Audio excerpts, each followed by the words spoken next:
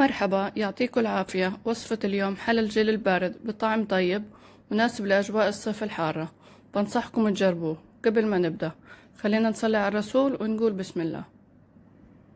بالبداية بحضر الطبقة الأولى، عبارة عن باكيت جيلي حيواني.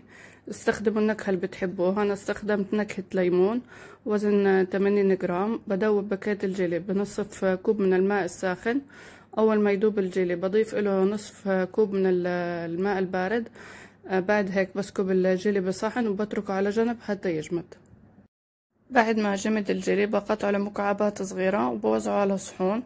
بعد هيك بجهز الطبقة الثانية، عبارة عن علبة قشطة وزن 120 جرام.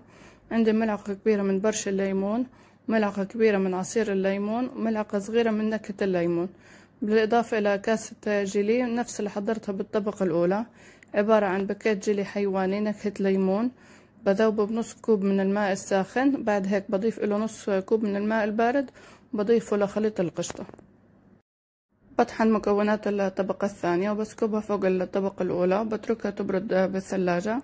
هيك صارت وصفتي جاهزة. فيكم تزينوها بطريقتكم. أنا زينتها بالبرش الليمون والفستق الحلبي والورد المحمدي. وإذا عجبتكم الوصفة بتمنى تشتركوا في القناة وتفعلوا الجرس حتى يوصلكم كل جديد. كانت معكم خلود رياضي من قناة مطبخ خلود لأطيب الأكلات.